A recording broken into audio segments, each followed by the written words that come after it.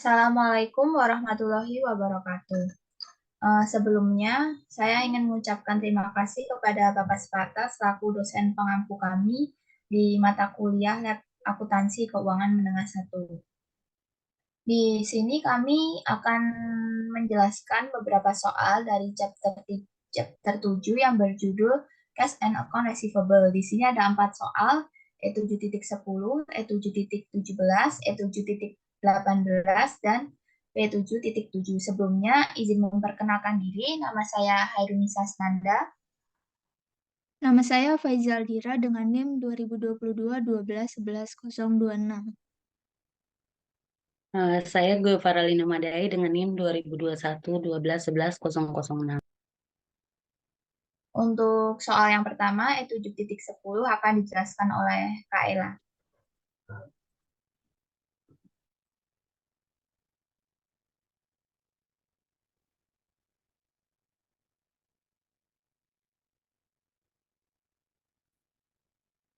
Baik, di sini ada soal E7.10 tentang bad debt reporting. Jadi di sini soalnya ada kepala akuntan di Discretion Corporation memberi daftar piutang sebagai berikut. Jadi di tanggal 31 customernya EL Master Company sebesar 7.800. Di bulan Juni tanggal 30 ada customernya Stephen Crane Associates sebesar 9.700. Di tanggal 30 September ada Amy Low Dressop sebesar 7.000, dan di tanggal 31 September ada Air Force INC sebesar 9.830.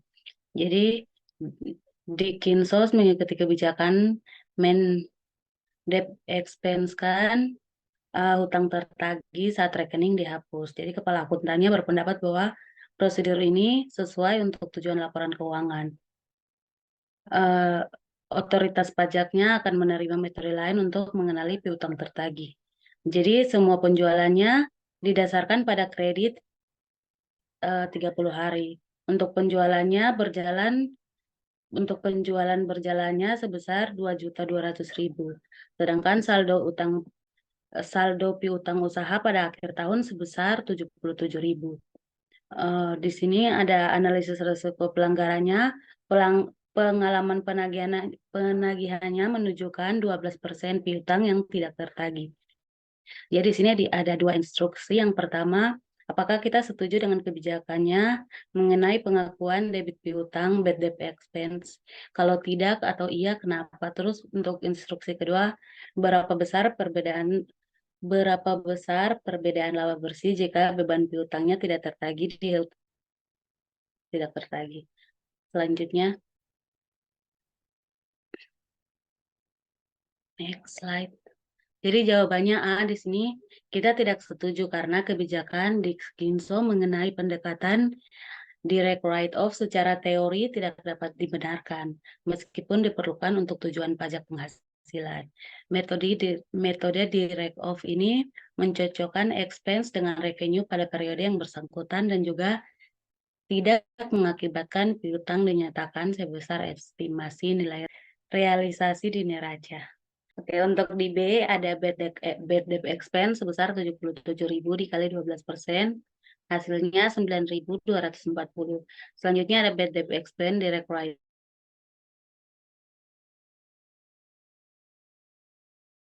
ditambah 9.700 ditambah 7.000 ditambah 9.800 dari total pembelian customer, sehingga net income-nya 34.330 dikurangi 9.240, hasilnya 25.090. Jadi dari asumsi akun write-off adalah untuk penjualan pada tahun sebelumnya laba bersih akan menjadi 25.090 lebih tinggi berdasarkan pendekatan percentage of receivable.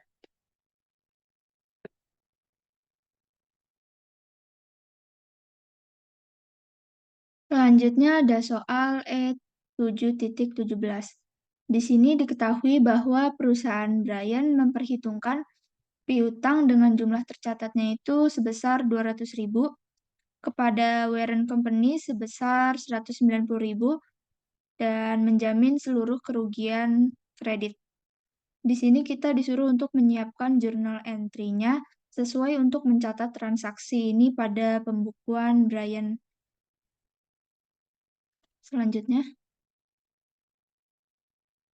pertama itu kita menghitung hasil bersihnya dulu. Hasil bersihnya itu rumusnya cash yang diterima dikurangi kewajiban ganti rugi.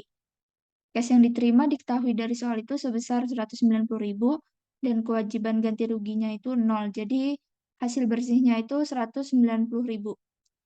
Yang kedua itu menghitung kerugian penjualan piutang.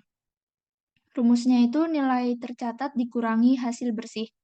Nilai tercatatnya itu sebesar 200.000 dari soal tadi, dikurangi hasil bersihnya 190.000 yang sudah kita cari di atas ini, jadi totalnya 10.000. Sehingga jurnal entry-nya itu ada cash di debit sebesar 190.000 dan loss on sale of receivables di debit sebesar 10.000 dan account receivable di kredit sebesar 200.000. Jadi debit dan kredit balance sebesar 200.000.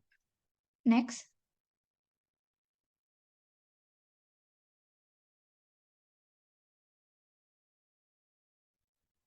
Kemudian ada soal E7.18.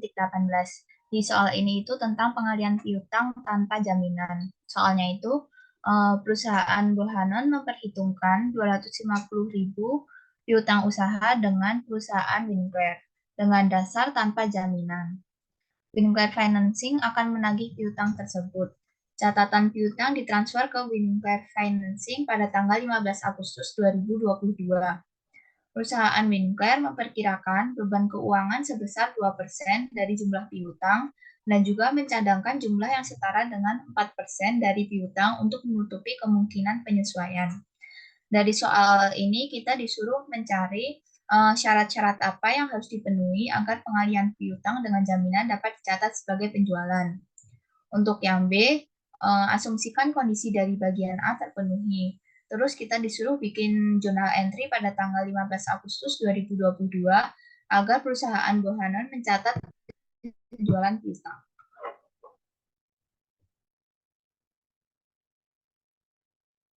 Untuk yang A itu jawabannya ada syarat-syarat tadi yang ditanya itu syarat-syarat apa yang harus dipenuhi agar pengalihan piutang dengan jaminan dapat dicatat sebagai penjualan.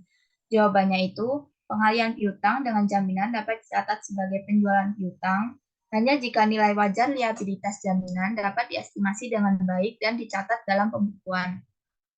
Untuk yang B, itu kita disuruh bikin jurnal entry pada tanggal 15 Agustus 2022 dari perusahaan Bohanon. Itu ada cash di debit sebesar 235.000. Kemudian ada do from factor itu dari sebesar 10.000 di debit. 10.000 itu dari 250.000 dikali 4%. 4% itu dari jumlah piutang untuk menutupi kemungkinan penyesuaian. Terus habis itu ada loss on sale of receivable di debit sebesar 5.000. Itu perhitungannya dari 250.000 dikali 2%. 2% itu dari jumlah piutang. Kemudian ada account receivable di kredit sebesar 250.000. Makanya total di debit sama kredit sama-sama 250.000.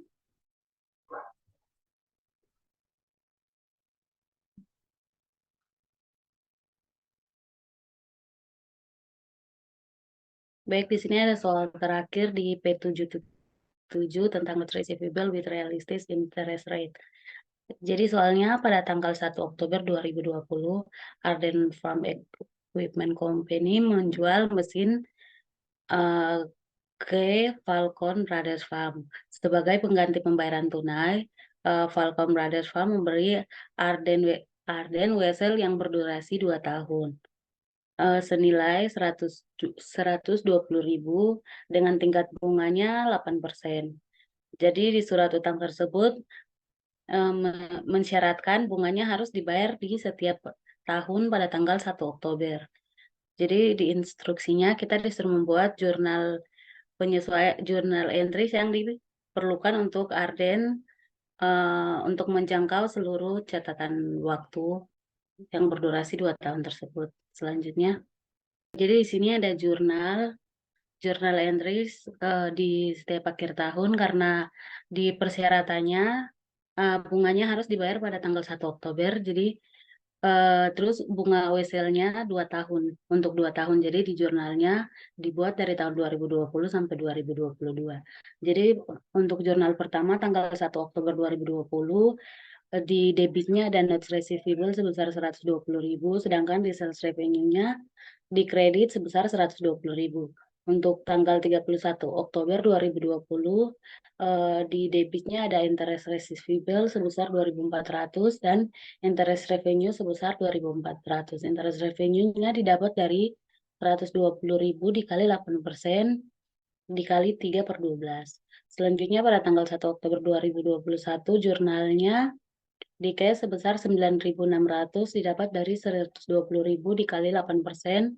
Sedangkan untuk kreditnya ada dua, yaitu interest receivable sebesar 2.400 dan interest revenue sebesar 7.200 yang didapat dari 9.600 dikurangi dengan 2.400. Selanjutnya tanggal 31 Desember 2021 di debitnya ada interest receivable sebesar 2.400 dan di interest revenue-nya di kredit sebesar 2.400. Interest revenue-nya didapat dari 120.000 dikali 8% dikali 3 per 12.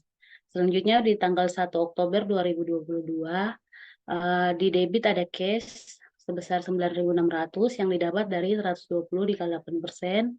Sedangkan di kreditnya ada dua lagi, yaitu interest receivable sebesar 2.400 dan interest revenue sebesar 7.200 yang didapat dari 9.600 dikurangi dengan 2.400. Untuk tanggal 1 Oktober 2020 atau tahun terakhirnya di cash ada debit sebesar 129.600. Sedangkan di kredit juga ada dua. Yang pertama notes receivable sebesar 120.000 dan di interest revenue-nya sebesar 9.600. Jadi totalnya di debit menjadi 273.600, di kreditnya 273.600, jadi balance.